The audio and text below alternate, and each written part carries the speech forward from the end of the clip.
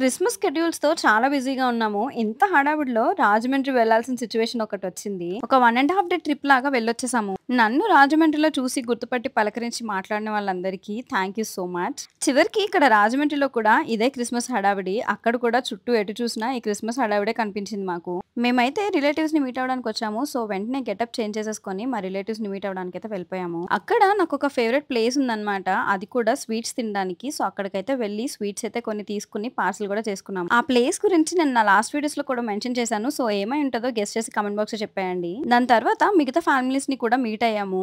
పెళ్ళయ్యాక ఇదే first time వీళ్ళ దగ్గరికి రావడము. సో, ఆబ్వియస్‌గా కొత్త కోడలుగా నన్ను చాలా బాగా రిసీవ్ చేసుకున్నారు. అందరిని విజిట్ చేసి జస్ట్ 1 ½ డేలో మా వర్క్స్ అన్ని ఫినిష్ చేసేసుకొని వైజాగ్ రిటర్న్ అయిపోయాము. Vizag to Rajahmundry train journey చేసాం కానీ రాజమండ్రి టు వైజాగ్ మాత్రం బస్ జర్నీ చేసాము. ఆల్మోస్ట్ మిడ్‌నైట్ రీచ్ అయ్యాం కానీ హమ్మయ్య మన ఊరొచ్చేసాం, మన ఇంటికొచ్చేసాం అన్న రిలాక్సేషన్ మాత్రం చాలా మంచిగా అనిపించింది. వీడియో నచ్చితే లైక్ చేసి సబ్స్క్రైబ్ చేసుకోండి.